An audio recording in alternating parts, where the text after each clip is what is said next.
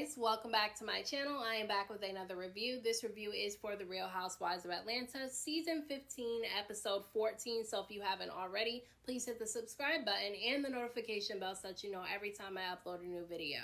Listen, so much went down in this episode. There's so much to talk about, so let's just get right into this review. So at the very beginning of this episode, Sanya ends up telling her husband some exciting news. She lets him know that she is expecting baby number 2. He was so happy about this. Like, he got emotional and everything, and I thought that it was really sweet. I just hope that he's there for her more than he was with her first pregnancy, because that was the reason why she said that she was so opposed to having baby number 2 for so long, because she felt like he wasn't really there for her that much during her first pregnancy, and she said that he wasn't really around as much. Drew and Ralph end up having a date night, and it was going good at first until they sat down to have a conversation about their marriage. Drew told him that she's been enjoying going to marriage counseling because she feels like it's been helping her out a lot. But Ralph decided that he no longer wanted to participate in marriage counseling, and during this conversation, he was telling her that the reason why he didn't want to do marriage counseling anymore is because he felt like it was bringing more problems into their marriage. He said that he feels like he's doing better communicating with her than he was when he was in marriage counseling. And I don't agree with that, and by the look on Drew's face when he said that, you could tell that she doesn't agree either. And listen, I honestly feel like she shouldn't be putting more effort into the marriage than he is. He needs to put just as much effort into saving their marriage as she's doing, and if he's not going to do that, then I feel like she should stop as well. I'm not saying she still can't go to counseling to help herself, but as far as trying to go to counseling in order to save this marriage, I just don't think that she should do it. And we know that this was filmed before they ended up filing for divorce. But I wasn't really liking the way that Ralph was talking to her while they were having this conversation. If you listen to the conversation that they had in this episode, he talks to her like she's a child, like she doesn't understand anything, like she can't comprehend, and like she's dumb. And you can tell that that really bothers her, that he speaks to her in that way. And it was really bothering me as well. During this conversation between Ralph and Drew, she tells him that she's going to be really busy filming Todd and Candy's movie for the next 10 days, so she really needs him to step up when it comes to taking care of the kids in the house. But he said that that was going to be a problem for him because he told her that she's just now getting busy, but he's always been busy and he travels a lot for work. So he basically said that her being busy for the next 10 days is going to be an issue for him. And I don't like the way that he said, like, oh, I've always been busy and you're just now getting busy, as if he's in competition with his wife. I don't like that, and that rubbed me the wrong way. And then on top of that, it's like, okay, so if Ralph travels a lot for work and Drew is home taking care of the kids in the house, I don't understand how, now that it's her turn to go be busy for the next 10 days, why he can't take over the kids in the house just while she films this movie. That didn't make any sense to me, and it makes me feel like he's not supportive of her. Like, he wants her to be extra supportive of him, but he doesn't do the same when it comes to her. I just don't really like the way that he talks to her. During Drew's confessional, one of the producers asked her if she thought that Ralph was cheating on her when he was in Las Vegas, and she said no, but I don't believe her, because when she was in Portugal, whenever she would do her confessional interview, she was talking about how she didn't think that he was telling the truth about not doing anything but working in Las Vegas, and she just seemed to be uncomfortable with why he went to Vegas in the first place, and so I really don't believe her. And then when she got really emotional during that back and forth that she had with RHOA while they were in Portugal, it seemed like she was crying over something other than this lawsuit, because to me this lawsuit that they have is not that big of a deal, but I do feel like the drama that's going on in her marriage is what has been making her burst into tears a lot.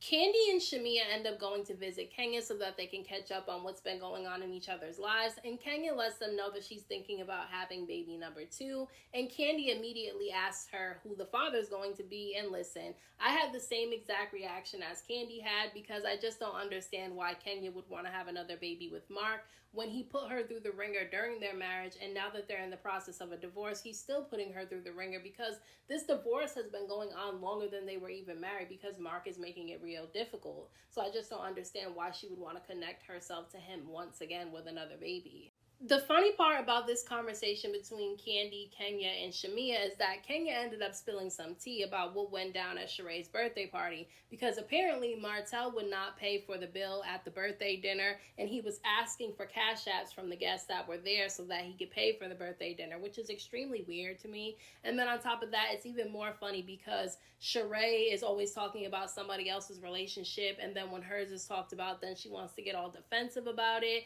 But according to Kenya, it was actually Sanya and Marlo that was going around telling people this, and apparently the two of them were laughing about it behind Sheree's back. Now, if you really want the tea, you have to go to the Bravo YouTube channel and watch the after show for last night's episode, because that's where all the tea is spilled. And listen, Miss Sanya finally stepped up and stood up to Sheree, which she usually doesn't. She usually acts like a lapdog for, Marlo and Sheree, but this time she spoke her mind and she gave her opinion. She said that she thought that it was weird that Martell wouldn't pay the birthday dinner and that he was asking for cash apps in order to pay for it. And then on top of that, she said that she had went out with Candy and Todd before, and Todd paid the whole bill without a complaint. And so she did end up opening up and giving her opinion. And I thought that it was funny that Sheree was really arguing about this situation, trying to make excuses for Martell being extremely cheap. And she always makes an excuse for everything that Martell does. And it's just funny to see her kind of stumbling over herself, because she didn't think that Sanya was going to come for her the way that she did. And she most definitely did. Now, you could tell that Marlo was getting a bit nervous because this is her little clique, okay? Her, Sanya, Sheree, and Courtney are a little clique, and they've been getting together trying to cause drama between the other group of ladies, and it's been working so far. But this time, when you watch this after show, you can see that there's cracks within their friendship and that they really don't like each other the way that you think they do. And I thought it was funny that Marlo tried to throw Courtney under the bus, because Sheree did say that people were telling her that it was Sanya and Marlo that were going around telling people that Martell was being cheap at the birthday dinner. But Marlo tried to say that it was Courtney that was doing it. And so I thought it was funny that, all season Courtney has been up Marlo and Sheree's ass, and they're sitting over here throwing her under the bus. Ralph clearly has no respect for Drew and clearly doesn't want to be with her anymore, because he ended up showing up to her mental health retreat that she set up for the ladies, and he hugs every single woman there except for Drew. Like, everybody is noticing that he gave everybody else a hug but skipped over his own wife. And I thought that it was crazy that Sheree giggled about it in her confessional, because I don't think that that's funny. Like, she's mad at people talking about how Martell is cheap because he wouldn't pay a $1,500 dinner bill, but she's sitting over here laughing at Drew's husband disrespecting her in front of everybody. Like, to me, that's not funny. Even if I don't like somebody, I'm not going to laugh at them being disrespected by their significant other. I just don't think it's cool. And I just think that it's crazy that Ralph literally has zero respect for her, that he would do this on national television in front of all these people. She had to literally go up to him and hug him herself because he wouldn't give her a hug. I thought that was crazy, and I don't think that he should have even came to her retreat if that's how he was going to act. After the mental health retreat was over, the ladies got together for dinner, and Drew told them that the reason why she did the mental health retreat is because when they were in Portugal, she got really vulnerable with the ladies and got emotional, but because she didn't feel comfortable, she got up and ran out of the restaurant in tears. Now, instead of Sheree offering some kind words to Drew, all she did was bring up the lawsuit again, which is what caused Drew to get up and run out of the restaurant in the first place. So I don't understand why she would bring that up. And I don't understand why Sheree is so worked up over this damn lawsuit. Like, nobody cares about this stupid $1,000 lawsuit that Drew is going through. Nobody cares about it except her. If I was Drew, I would have been extremely messy, and I would have brought up Martell not paying for the birthday dinner. That's what I would have did, just to be shady back to Sheree. And this is why I like Kenya. Kenya is hilarious. I know that she's wrong sometimes, and because I have integrity, I will call her out when she's wrong. But when she's right, she's right. And her pettiness at this moment was extremely right, because she ended up bringing up Sheree's birthday dinner. Sheree completely skips over Martell not paying for the birthday dinner and goes to talk about all the people that she invited. She said that she invited people that are extremely close to her and that she knew for a very long time. And Candy was confused as to why she didn't get invited, because her and Sheree have been cool and have known each other for a really long time. But yet Sheree invited Marlo and Sanya, people that she hasn't known for that long, to the party. And so Candy felt some type of way about it. And Sheree said that the reason why she didn't invite Candy to her birthday dinner is because Candy doesn't even show up for the group of ladies for Real Housewives of Atlanta, so she didn't think that Candy would show up. But Candy said that she would have actually came because she didn't have anything to do that day for work. But I do think that it's crazy that Sheree just skipped over Martell not paying for that birthday dinner. She was just being shady about everybody else's situation, and now she don't want nobody to be shady about hers. Crazy, right? This dinner takes a turn for the worse when the conversation comes up about Monyetta saying that Sheree, Marlo, Sanya, and Courtney are in a collusion together. And I feel like the reason why they keep bringing this up is because they know that Monyetta is right. They are in a collusion together. They are together trying to come up with ways to stir up drama between the other friend group because, yes, the group is divided. They've been coming up with ways to stir up drama in the other friend group so that they can sit back and laugh at their friendships crumble. They're doing exactly what Monyetta said that they were doing.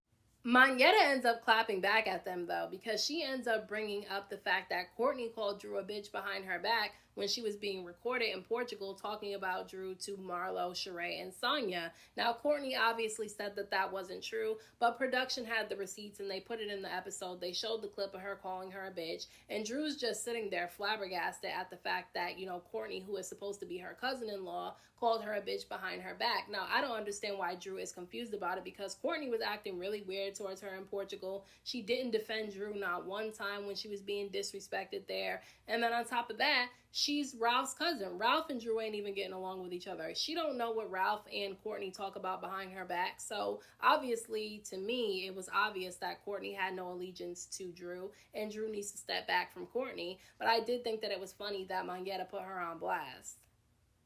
At the very end of this episode, Drew ends up meeting up with her marriage counselor and she tells him that things haven't been going good between her and Ralph. She says that they have barely been speaking to each other and he recently moved out of their bedroom. Now, once that happens, the marriage is over to me. I wouldn't be sitting around trying to make it work. I don't care if we have kids or not. I'm not trying to make a marriage work that just ain't working because my happiness is more important than trying to save a marriage that just isn't working. And I can understand that she didn't get married to get a divorce, but if it's not working for you and you're not happy, the best thing for you and your children is for that marriage to end so that everybody can go on their separate ways and be happy without each other. That's just the way that it has to be. That doesn't mean that even if they're going through a divorce that they can't be cool with each other to make good co-parents for the children. I think that they could do that, but it's not a healthy environment for the children or them to be in this marriage anymore. And then she gets really emotional talking to the marriage counselor saying that she feels like he doesn't care about her feelings. And that's clear to me that he doesn't care about her feelings. Look how he talks to her. Look how he gaslights her. Look how he dismisses how she feels all the time. He talks like he's an authority figure over her. And so I just feel like, it's time for the marriage to end. And obviously they know that as well because they did file for a divorce from each other. But at this time, they didn't file for a divorce and they were still trying to make it work. Well, she was trying to make it work. It seems like Ralph is already over it.